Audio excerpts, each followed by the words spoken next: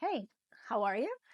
I absolutely love coconut. I don't know about you, but to me, I just love everything about coconut. I love coconut cream.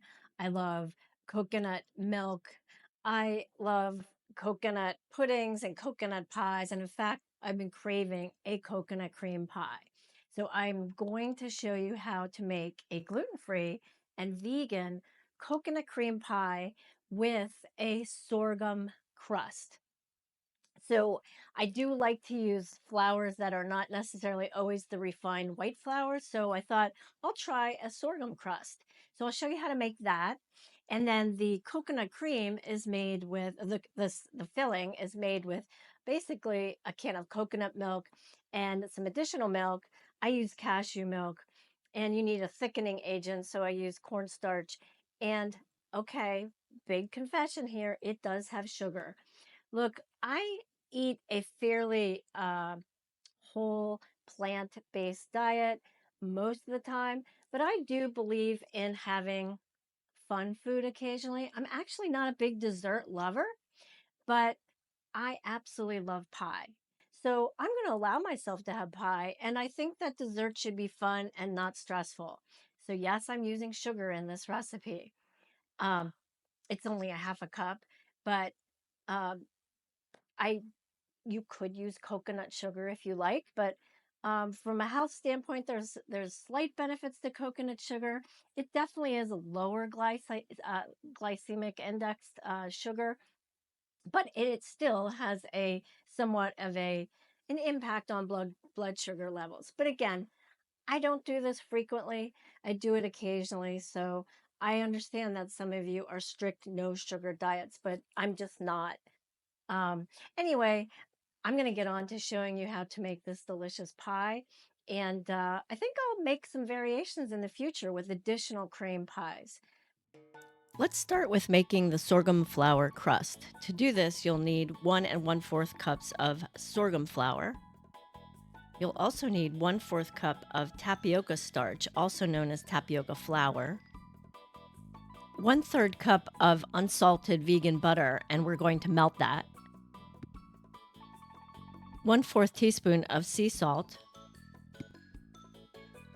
2 tablespoons of maple syrup, and approximately 3 tablespoons of very cold water. I actually add ice to this water to cool it down. I started by measuring 1/3 cup of the unsalted vegan butter, and then I placed that in a ramekin and I microwaved it for about 30 seconds just to melt it. And then I set it aside to allow it to cool down and come to room temperature. In the meantime, to a medium-sized bowl, I then added the 1 1/4 cup of sorghum flour, as well as 1/4 cup of tapioca flour.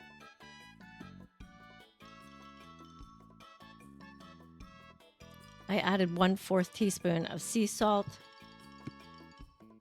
Then I stirred all the dry ingredients together.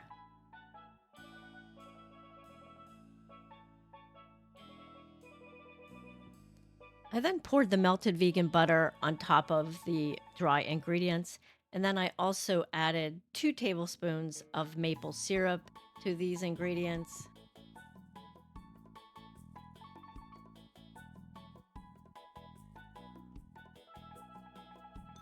I also then added 3 tablespoons of cold ice water and poured that over the entirety of the dry ingredients.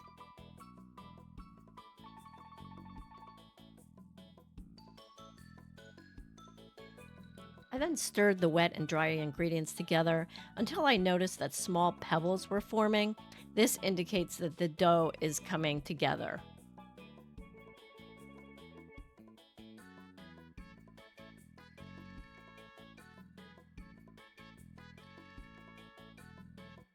I then started working the dough with my hands and just squeezing those little pebbles together to form one large ball of dough. If you feel you need to add more cold water, just do so using 1 tablespoon at a time.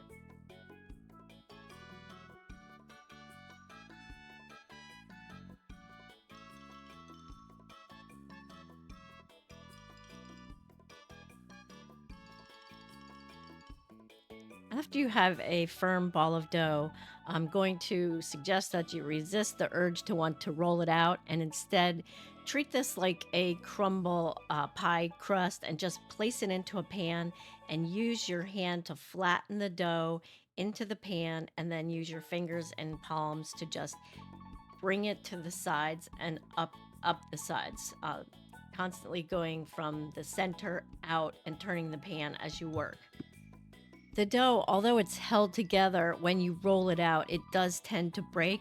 And in fact, it can break in the pan. And if it does that, just simply use your fingers and press the cracks or any tears together. And it's very pliable. It's keep in mind this is gluten-free baking, so you can't overwork it. If you have stray pieces of dough, you can just press them into areas that need extra dough. I did this with the crust on the edges of the pan. I also then used my 2 fingers and thumb to create a design on the edge of the pan. I then took a fork and poked holes in the bottom of the crust to prevent any air bubbles from forming while the pie cooks in the oven. This is a pie that requires a pre-baked pie shell. So I'm going to put this in the oven and bake it before putting in the filling. I then baked the pie shell for 20 minutes in a 350-degree oven. As you see, it did crack slightly, but when I put in the filling, it just filled in those cracks and it turned out fine. To make the coconut cream pie filling, I started by measuring 3/4 cup of cashew milk. You can use whatever non-dairy milk you like. To that, I added 6 tablespoons of cornstarch, and then I whisked everything together so that the cornstarch dissolved into the milk.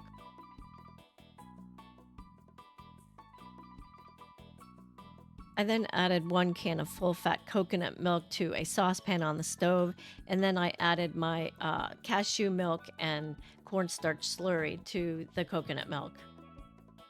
I then added 1/2 cup of cane sugar.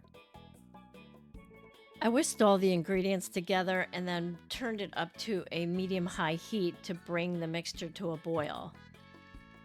After it started to boil, I turned down the heat to medium low and then just continued to stir until it thickened.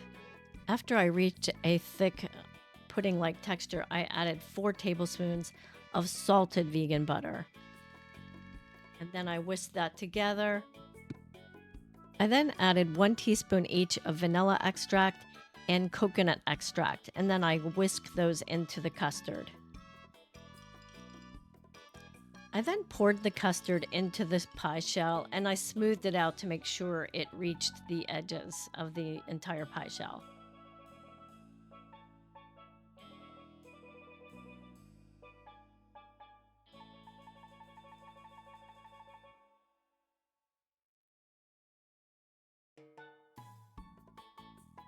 I allowed the custard to cool slightly and then I covered it with plastic wrap and I placed it in the refrigerator, actually overnight. But at a minimum, you want to have it in the refrigerator for about 4 to 6 hours to allow the custard to set within the pie shell. When the custard was firm, I started making the coconut cream whipped topping. So I used 1 full can of coconut cream and I placed it in the refrigerator overnight so that the coconut cream became firm. I also placed my mixing bowl and whisk into the freezer so that they were cold. As best I could, I scooped out the coconut solids and put them in the mixing bowl, and then I reserved the coconut water in the can. I whisked the solids on high for about 3 minutes until they became light and fluffy and like a whipped cream texture. I had to occasionally scrape down the sides of the bowl to make sure I was whipping all of the cream. After I reached a light, fluffy texture, I added 1 teaspoon of vanilla extract and I mixed that in gently. I then added 4 tablespoons of powdered sugar and I also gently mixed that into the whipped cream. I then spread the whipped cream on top of the coconut cream pie.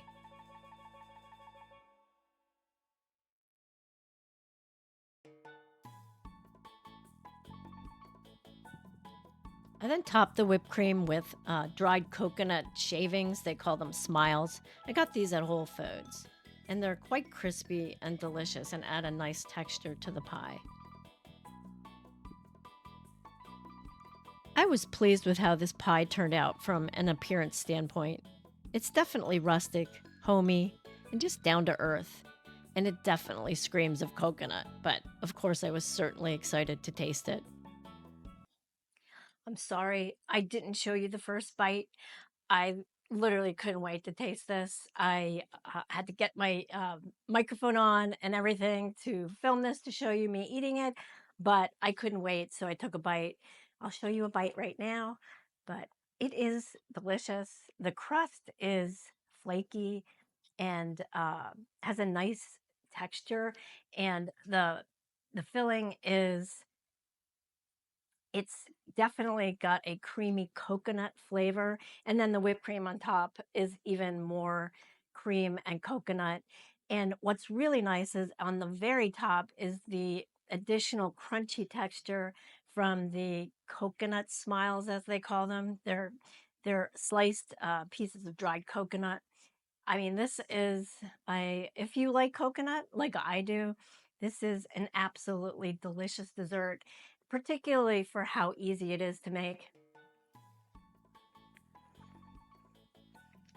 Mm,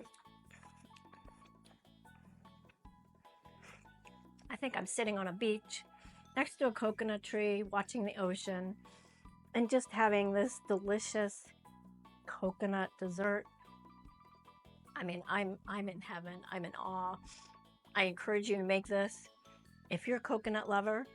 But let me know in the comments if you do taste this, or sorry, make this, and let me know what you think.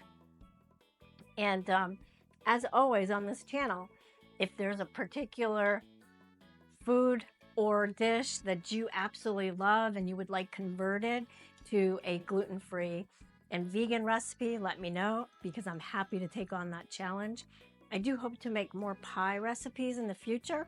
So if you have any particular pies you want converted to a gluten-free and vegan pie, let me know. Also, check out these next videos for some more gluten-free and vegan meal ideas.